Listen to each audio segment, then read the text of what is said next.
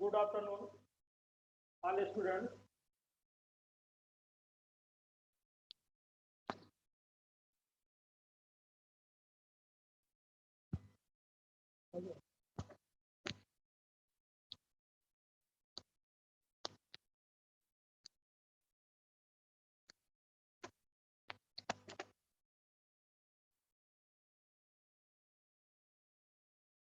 आवाज आ रही बेटा? बायोलॉजी का जो सेट है, जो फर्स्ट सेट है, उसका सॉल्यूशन होने जा रहा है। और मैं Vishnu Kumar Verma, RKMG +2 high school Polpur, biology का PGT टीचर हूँ।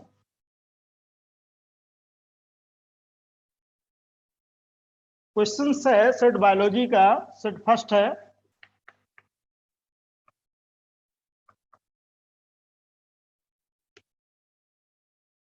पहला क्वेश्चन है which of the following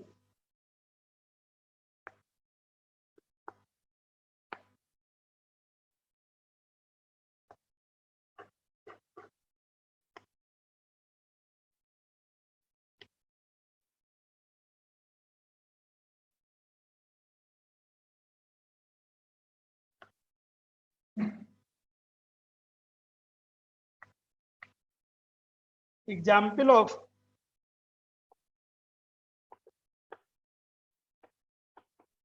active immunity?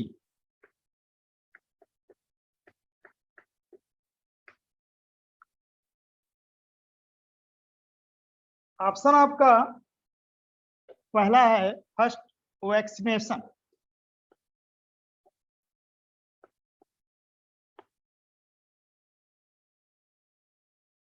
Second है cholesterol,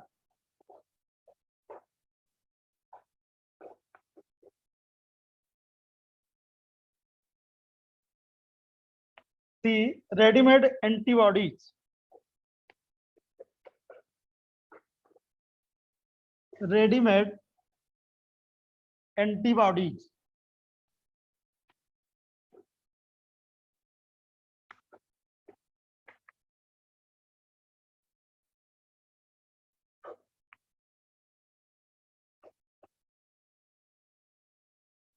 which of the following is an example of active immunity?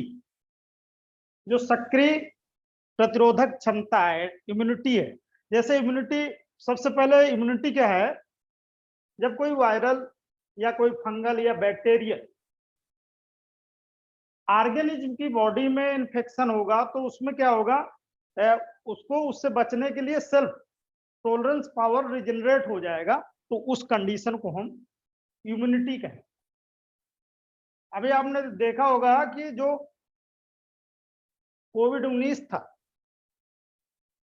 उस कोविड-19 में सब लोगों के लिए कंपलसरी हो रहा था, जो 18 साल के एबव हैं और इसके एबव हैं, तो उनको वैक्सीन दी गई थी। वो इसलिए वैक्सीन दी गई थी ताकि उसमें जो है इम्यूनिटी पावर, जो एक्टिव इम्यूनिटी है, वो जनरेट हो जाए। तो ये जो एक्टिव इम्यूनिटी है वो वैक्सीन के द्वारा जनरेट हो सकती है, या नेचुरल जो फिनोमेना है, वायरस है या बैक्टीरियल है, इनका अगर इन्फेक्ट होता है तो शरीर में सेल्फ प्रोटेक्शन जो होता है वो इम्यूनिटी है, और वो नेचुरल तरीके से भी है और एक आर्टिफिशियल तरीके से इम्यूनिटी, एक्टिव इम्यूनिटी जनरेट की जाती है, और वो वैक्सीन के द्वारा। इसका जो आंसर है वो वैक्सीनेशन है। आंसर ए है। दूसरी बात कोलेस्ट्रम की बात है, जो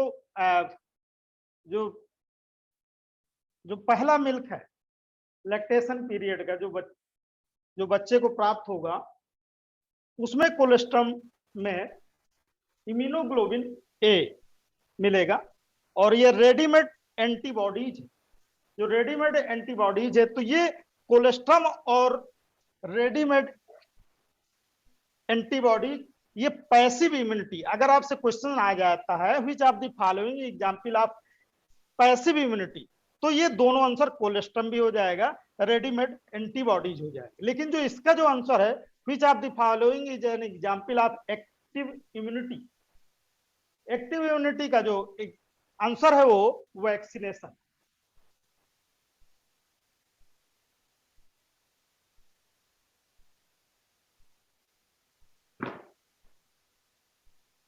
सेकंड इसका जो क्वेश्चन है,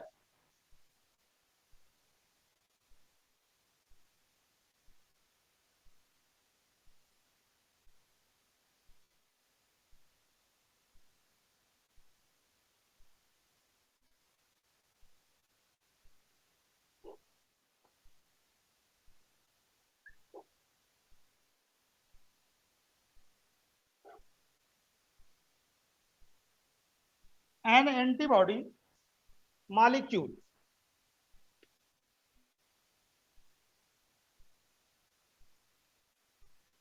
can be represented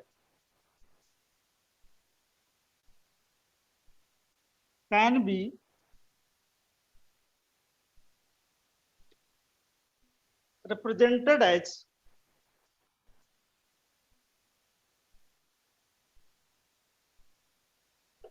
A option में H2 और Al2, बी ऑप्शन में H और L, सी ऑप्शन में H3 L3,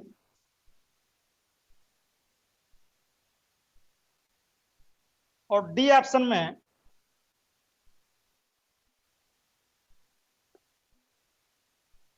H3 और L2।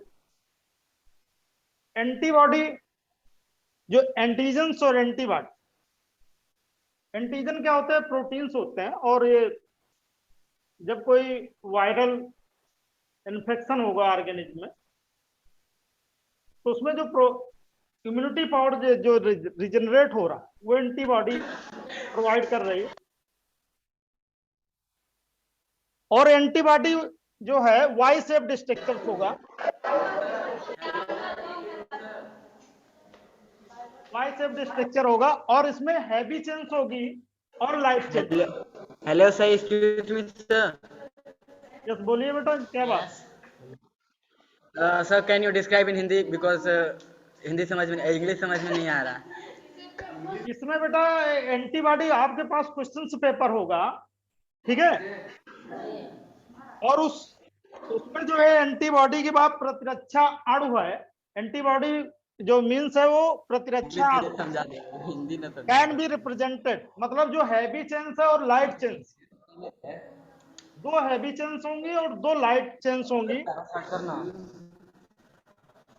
दो लाइट चेन्स होंगी, तो इसलिए इसका नाम H2 और L2 है। तो इसका जो ऑप्शन है वो आपका आंसर H2 L2 होगा। यहाँ पे हैवी और लाइट चेन्स दिया है, लेकिन उसकी संख्या नहीं दी है, इसलिए ऑप्शन ये गलत है। यहाँ पे जो वाई शेप्ड स्ट्रक्चर्स है, वहां पे आपके यहाँ पे H3 दिया है और L3, यानी हैवी और लाइट चेन 3 में दिया है, इसलिए इसका ऑप्शन ये गलत हो रहा है।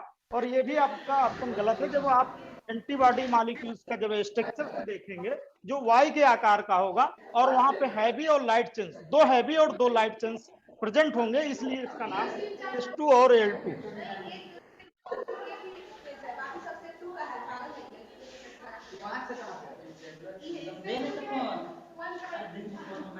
क्या प्रॉब्लम है, बोलिए तरासी।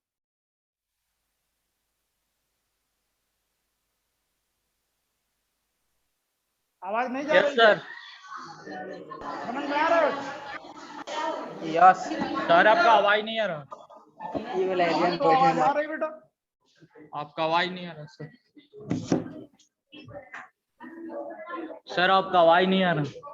हमारी बेटा आवाज आ रही, मेरी आवाज तो जा रही होगी, तो इससे निश्चित हो रहा है आपकी आवाज आ रही, तो हमारी भी आवाज वहां से तक पहुंच रही होगी। चलिए, स्क्रीन में तो आपको दिख रहा होगा ना, वीडियो भी इसका अपलोड हो जाएगा, उसमें भी आपको अगर नहीं क्लियर हो पा रहा तो बाद के भी क्लियर हो जाएगा।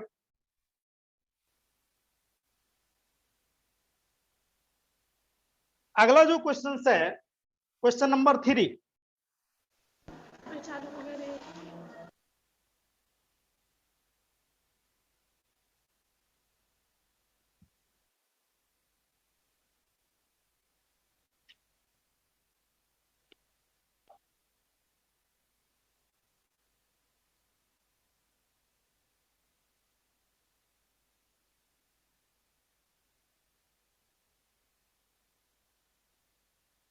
Humoral response is associated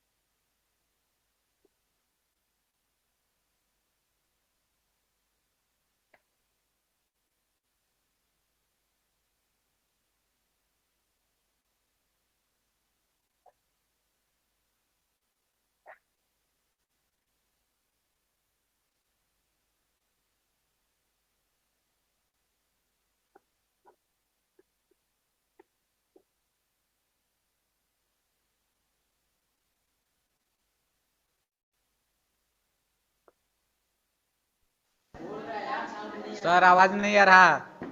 आएगा, रुक जाइए। क्वेश्चन लिख रहे हैं बेटा, अभी बोल रहे हैं। इतना क्यों परेशान हो रहे हो?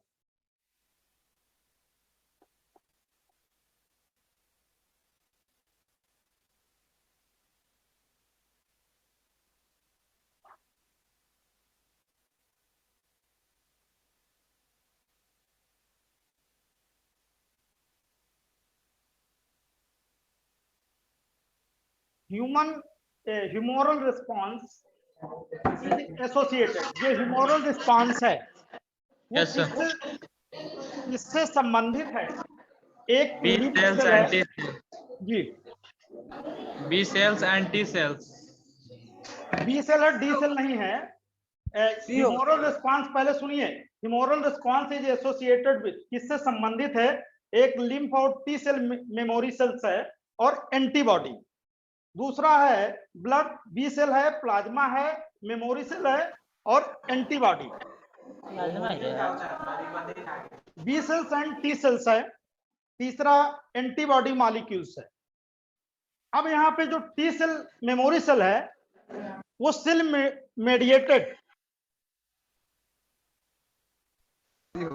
मेडिएटेड होती है, इसलिए ये जो ऑप्शन है टी सेल, ये आपका गलत हो जाएगा। जो बी सेल है वो ह्यूमरल रिस्पॉन्स करेगी। जब बी सेल करेगी तो वहां जो प्लाज्मा होगा, प्लाज्मा से एंटीबॉडी भी सिक्रेट होगी। तो ब्लड है, बी सेल्स है, प्लाज्मा है, मेमोरी सेल्स है और एंटीबॉडी। इसका जो आंसर होगा ये होगा, ठीक है। बी सेल और टी सेल नहीं होगी। अगर इसके साथ ऑप्शन आपका एंटीबॉडी भी जुड़ा हुआ है, प्लाज्मा भी जुड़ा हुआ है, मेमोरी सेल है, लेकिन ये जो टी सेल है मेमोरी, वो सेल मेडिएटेड, इसलिए इसका ऑप्शन ये गलत हो जाएगा और बी इसका आंसर होगा। हुमोरियल रिस्पॉन्स, हुमोरियल रिस्पॉन्स क्या है सर? क्या बात है बेटा, बोलिए। रिस्पॉन्स क्या? देखिए, जो इम्यूनिटी है, जो ये तो सेल मेडिएटेड हो गए, इसका कोई इसमें जो है ह्यूमरल रिस्पॉन्स में कोई रिलेशन नहीं है। लेकिन इसका जो ब्लड है, कोई भी एंटीजन से जाएगा वो और वो कहां पे जाएगा? ब्लड का एंट्री हो जाएगा, तो वहां पे जो बी सेल है और प्लाज्मा, ये क्या है? एंटीबॉडी सिक्रेट करेंगे ताकि इम्यूनिटी पावर उसका रिजनरेट बढ़ हो जाए। ओके। अब अगला क्वेश्चन आया जो टी सेल है, सेल मेडिएटेड जो है, सेल मेडिएटेड जो रिस्पांस है, ये ह्यूमोरल रिस्पांस है जो बी सेल्स देगी, एंटीबॉडी देगी, प्लाज्मा सेल्स देगी और मेमोरी सेल्स देगी। अगला जो क्वेश्चन है आपका अपने आप आंसर आ जाएगा। Blood B cell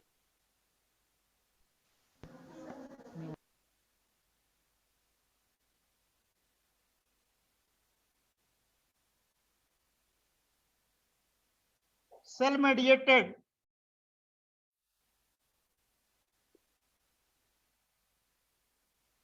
mediated response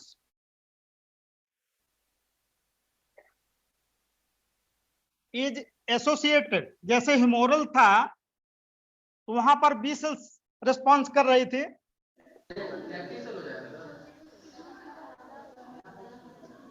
यहां पे बी सेल नहीं करेगी, टी सेल करेगी।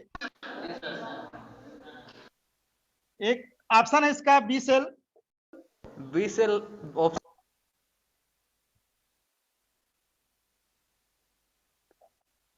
बी सेल है, दूसरा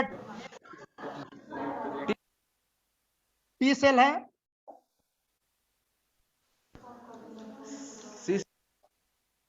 सी सेल है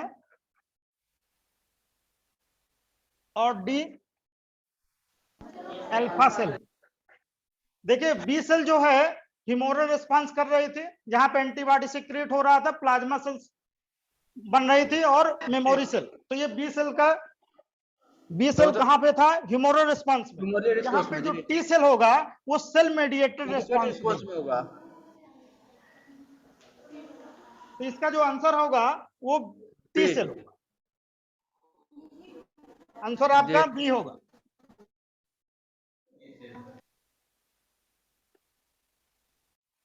इस क्लास ये जो पेपर हल करने के बाद अगर कोई टर्म मिलेगा तो इम्यूनिटी हम अलग से पढ़ा देंगे, आपको और अच्छे से क्लियर हो जाए। लेकिन अगर आपने पढ़ा होगा तो क्लियर अच्छे से हो रहा होगा, अगर नहीं पढ़ा होगा तो कोई नहीं पढ़े, नहीं पढ़ा, थोड़ा थोड़ा पढ़े हैं। चलिए थोड़ा सा रिवाइज होगा ना जो। तो हाँ सर, रिवाइज कि होगा। बी सेल किसमें है? ह्यूमोरल रिस्पांस में है। टी सेल किसमें होगी? सेल मेडिएटेड रिस्पांस में होगी। जो अल्फा सेल्स होगी वो कहाँ मिलेगी आपको? पैनक्रियाज में मिलेगी। कहाँ जाता है अल्फा सेल? और सी सेल सिर्फ साइटोप्लाज्म की कोई सेल दे दिया है, उसका सी सेल से यहाँ पे रिस्पांस नहीं, साइटोटॉक्सिक सेल है। इंटरफेरॉन, अगला क्वेश्चन आपका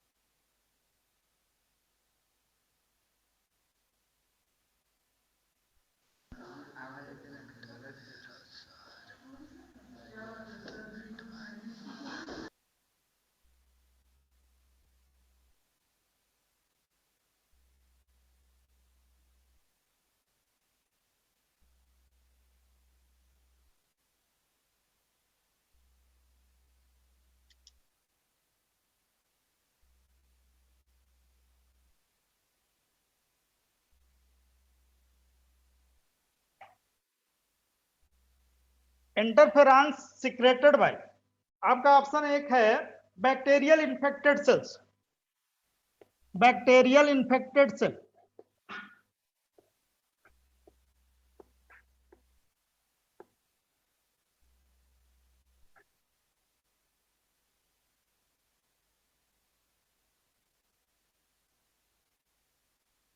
फंगल इन्फेक्टेड सेल,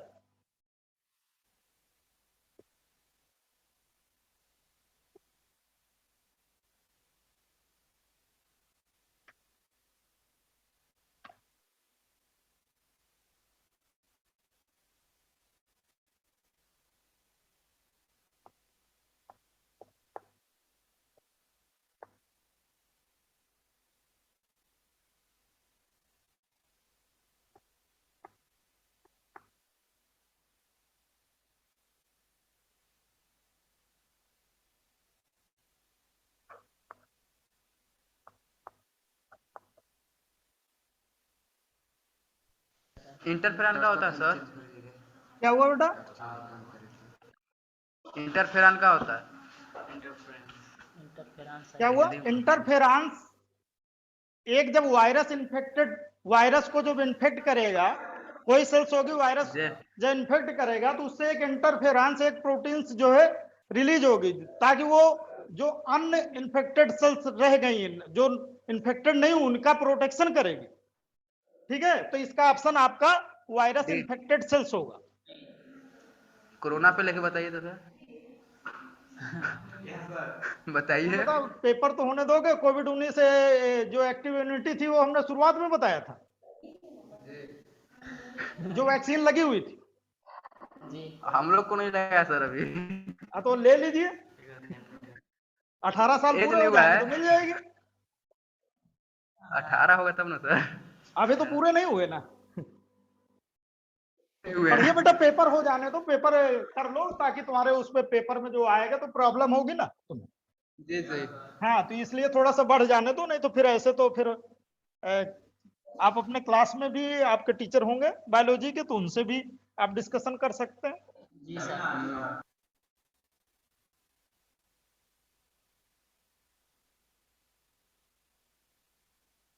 6 नंबर का क्वेश्चन है, सेकेंडरी इम्यून रिस्पांस।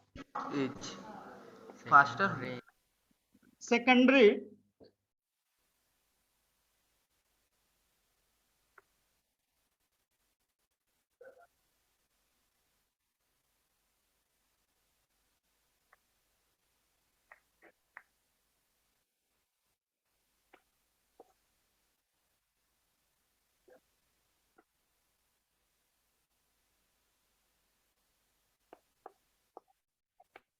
सही बताइए।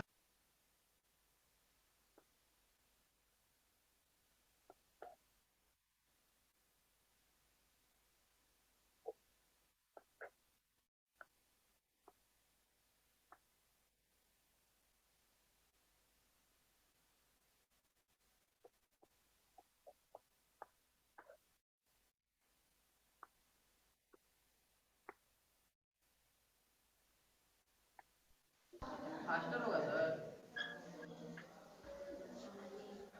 फास्टर, तीव्रता, सामान्य, धीमा, प्रबल। Secondary immune immune response system. Is, देखिए प्राइमरी इन्फेक्शन क्या होगा? जब वायरस जब पहली बार किसी ऑर्गेनिज्म में, तो धीरे तो फास्टर होगा। जब पहली बार अटैक करेगा तो वो प्राइमरी इन्फेक्शन हो जाएगा। फिर अगर उससे अगर इम्यूनिटी जनरेट, फिर दोबारा अगर इन्फेक्शन होगा तो सेकेंडरी इम्यून रिस्पांस कहलाएगा। जो प्राइमरी रिस्पांस होगा, ये क्या होगा? सेकेंडरी जो फास्टर होगा तो प्राइमरी जो रिस्पांस होगा वो स्लो होगा। स्लोअर होगा। स्लो होगा। हाँ, जी। प्राइमरी स्लो होगा और सेकेंडरी इसका फास्टर होगा। फास्ट होगा जी। ठीक है, तो अगर आपका प्राइमरी इम्यून रिस्पांस करके पूछा जाता है तो आपका स्लो आंसर आ जाएगा। सेकेंडरी रिस्पांस अगर पूछा जाता है तो आपका फास्टर। अब मोटरेट मोटरेट मॉडरेट, कब इस हुआ पे सर? मॉडरेट की ऐसी कोई बात नहीं आई है। तो जी। अगला क्वेश्चन,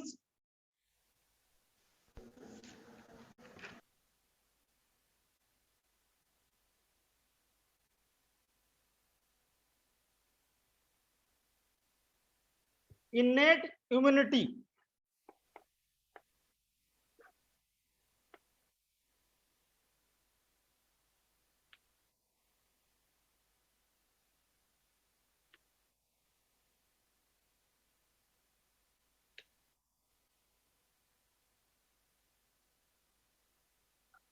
अब यहाँ पे एक ऑप्शन है इम्यूनिटी बाय बर्थ। हाँ हाँ ये होगा।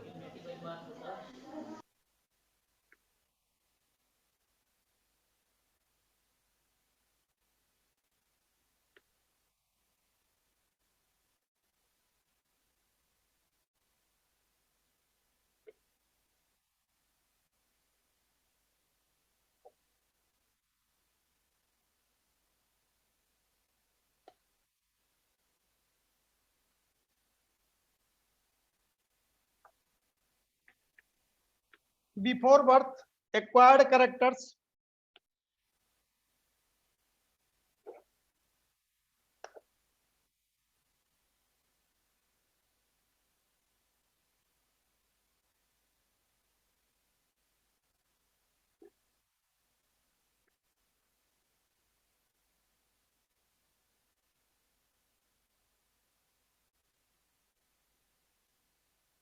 यहाँ पे देखिए जो इन्नेट इम्यूनिटी है उसका अर्थ होता है जन्म से ही, जी सर। जन्म के साथ इनेट बाय बर्थ। ठीक है, इम्यूनिटी बाय बर्थ।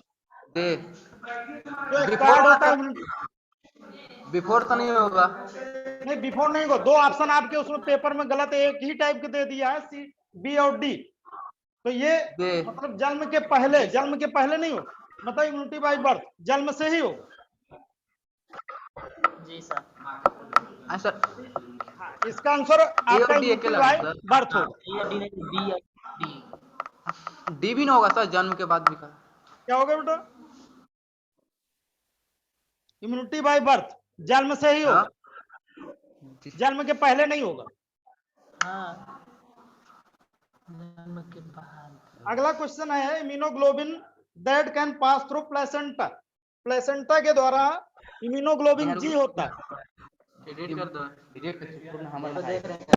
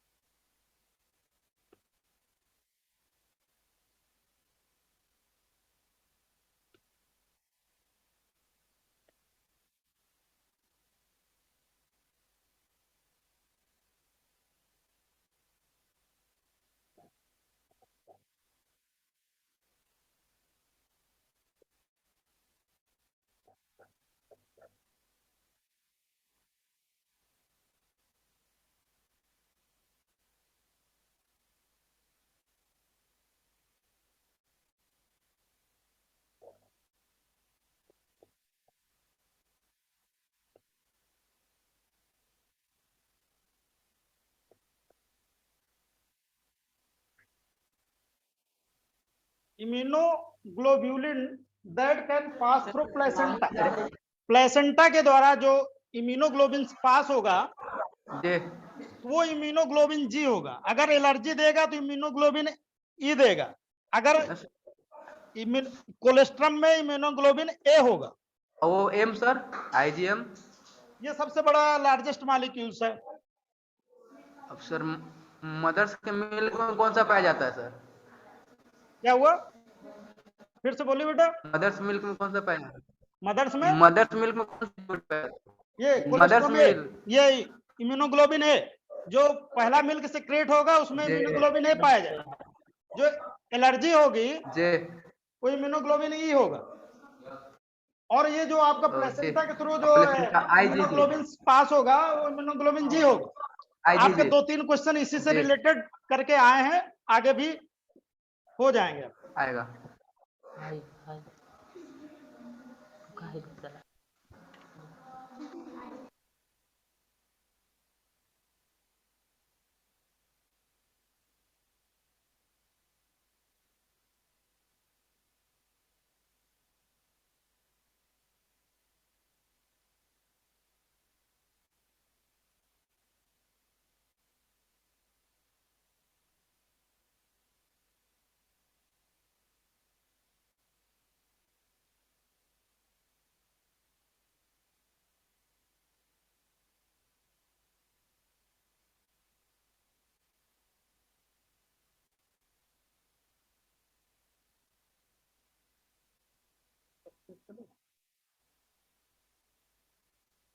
दो क्वेश्चन करा दे।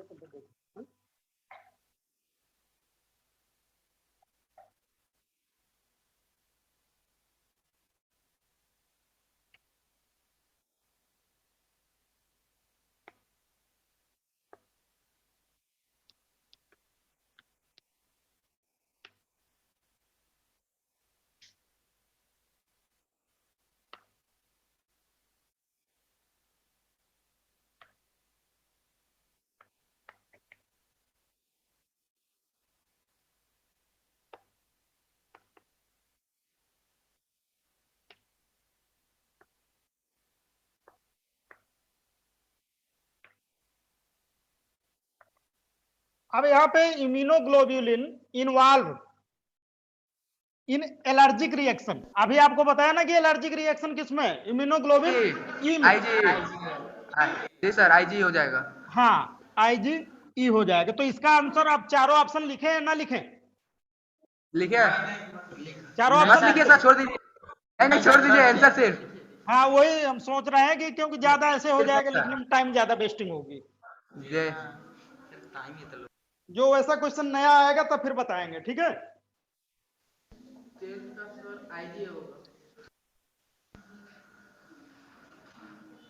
आईजी होता है दसवां मदर्स मिल्क। हाँ तो क्यों नंबर के लेते हैं जी? जो 10th क्वेश्चन है, immunoglobulin present in colostrum, present in, अब इसमें आंसर क्या होगा? आईजीए। Very good.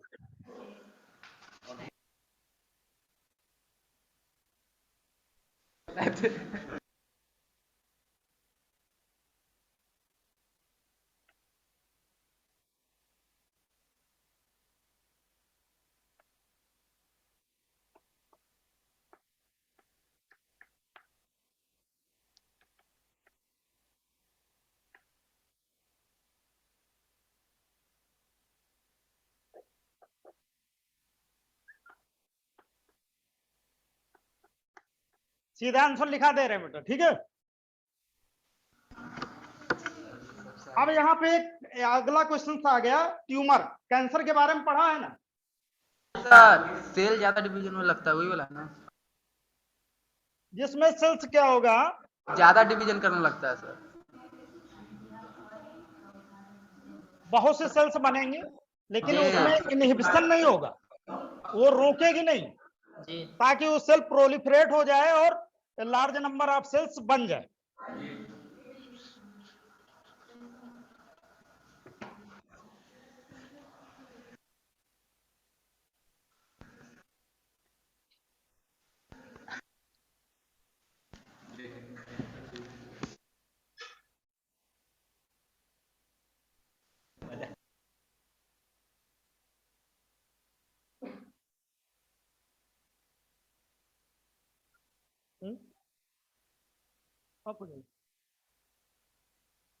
इसका जो है बी आंसर होगा, group of cells having property. क्या होगा बेटा? बी होगा सर। हाँ, group of cell having property of contact having property of, having property of कंट नहीं, हाँ lost the property of contact inhibition. जब उसकी लास्ट हो जाएगी तो क्या होगा? इनहिबिशन उसका नहीं होगा, मतलब एक सेल को दूसरे सेल से मतलब रिजेनरेट होने के लिए। आवाज गया? आवाज नहीं आ रहा सर, आवाज। ना नखवा अरे होता। आवाज नहीं आ रहा सर। थोड़ी थोड़ी